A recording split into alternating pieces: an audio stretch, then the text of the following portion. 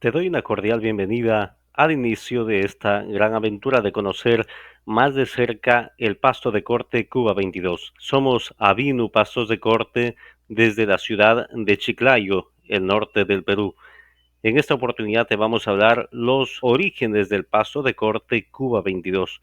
Sabemos de que en la actualidad es uno de los pastos que está siendo bastante preferido tanto por los animales como por las personas, y para ello hay que saber de dónde proviene. En el capítulo anterior que veíamos, por ejemplo, sobre cuál es la recomendación fundamental para ser un buen ganadero, es decir, aunque uno no sea un agricultor en su totalidad, pero sí tiene que conocer sobre agricultura, y por ende el buen ganadero tiene que ser un buen agricultor. Quédate hasta el final para que puedas entender más de cerca y así con todo el conocimiento lo puedas aplicar, es decir, puedas comenzar a tener un banco forrajero. Lo primero que tenemos que conocer el origen del pasto de corte Cuba 22. El nombre en realidad es Cuba OM22. Por medio de estas dos imágenes que tú estás viendo, aquí tenemos al Cuba CT169 y el Milo Perla, que van a ser el cruzamiento gracias a la selección que hizo el doctor Glyn Burton, va a dar origen a lo que es el pasto Cuba OM22. Esto es lo que tenemos que agradecer en la actualidad a la investigación del doctor Burton, y ahora tenemos un pasto de una excelente calidad. Entonces, el pasto Cuba 22 proviene del Cuba CT169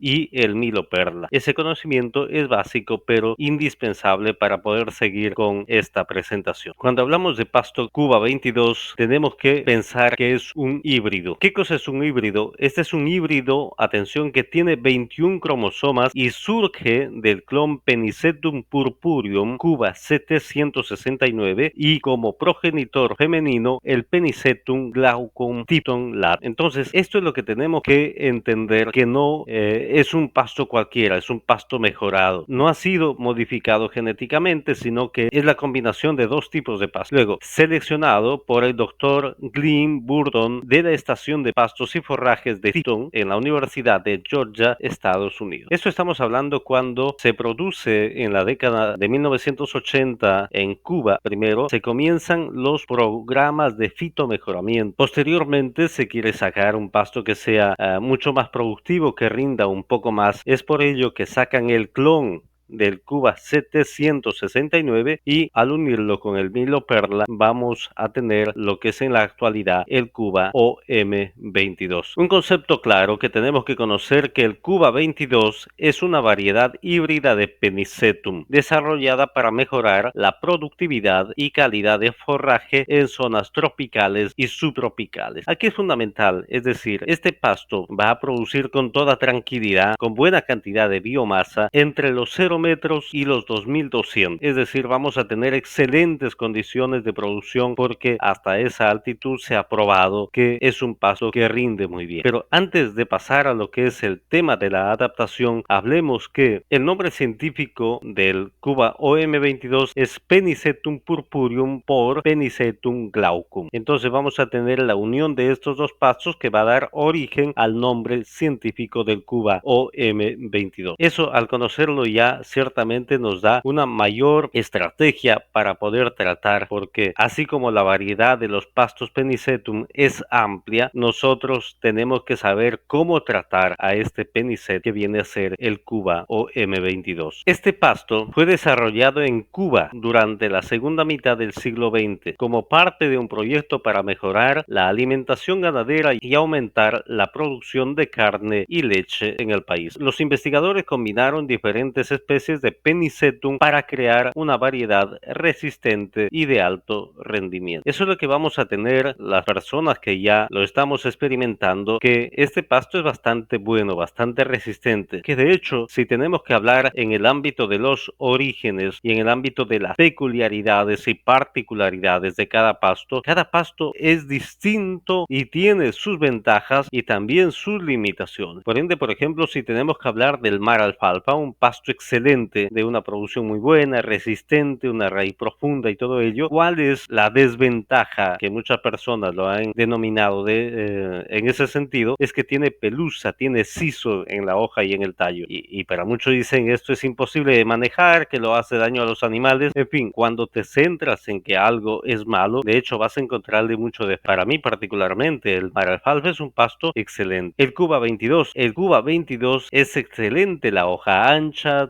buen tallo, bastante producción. ¿Cuáles son los problemas que vamos a encontrar en algunas regiones? Por ejemplo, es el embalconamiento, que no es resistente a climas fríos, que no es resistente al encharcamiento y que también pasados los 70 días va a tener un problema de la lignificación, que es decir, que la proteína comienza a disminuir en este pasto y la poca palatabilidad en algunos casos se ha dado, por ejemplo, que a partir de cierta edad del pasto los animales ya no lo prefieren. Entonces, esta es la característica, la ventaja y también la limitación de cada pasto. En nuestro caso, el pasto Cuba 22 tiene muchísimas ventajas, pero también son sus limitaciones. Así como podemos encontrar en todo ámbito y todo aspecto de la naturaleza, siempre habrán limitaciones que nos caracterizan unos de otros, que nos diferencian a unos de otros. ¿Cuál fue el propósito del mejoramiento genético? En la segunda mitad del siglo XX, el objetivo principal era obtener un pasto que pudiera adaptarse a diversos climas y altitudes, con la capacidad de crecer hasta los 2.800 metros sobre el nivel del mar. En nuestro caso, al menos aquí en zonas como el Perú, de hecho, tenemos que hablar, por ejemplo, que hasta quiere decir un límite. ¿Por qué? Porque hay personas que se arriesgan y dicen, y yo voy a hacer todo lo posible y lo voy a adaptar hasta los 3.200, 3.500. Y puede que lo hagan utilizando varios sistemas en la actualidad, que es el invernadero, sistemas de riego por goteo, en fin, muchas cosas, pero a veces es más la inversión que lo que viene como producción. Entonces, yo lo que sí recomiendo a cada uno que tenga en cuenta que a menor altitud la producción es mayor de este pasto. ¿Por qué? Porque cuando es mucho más alto, de hecho, vamos a tener dificultades al momento de buscar una buena producción de pasto. Entonces, ¿cuál sería la limitación? Que al estar por encima de los 2.200 metros sobre el nivel del mar, que hay poca luminosidad. Uno puede decir, sí, pero el sol sale muy temprano y se oscurece muy tarde, sí, pero también tiene que ver con el tema del calor, porque sabemos que cuando hay calor, cuando hay presencia de riego, la planta comienza a crecer mucho más rápido. ¿Por qué? Porque esto ayuda a todo el proceso de desarrollo de la planta. Entonces, es fundamental tener en cuenta estos detalles, esta consideración de que hasta los 2.800 metros tenemos aquí en el Perú pruebas de que personas lo han podido adaptar, pero por encima de esa altitud, algunas personas lo han adaptado, pero ¿qué es lo que ha pasado? Ha venido épocas de helada, escasez de agua, es decir, sin esas previsiones, de hecho, el pasto termina estando amarillo, secándose, en fin, se quema por el efecto de la helada, por ejemplo, y eso ya va a ser una desventaja y por ende una pérdida significativa para la persona que a veces ha puesto todo el interés, todas las ganas de poder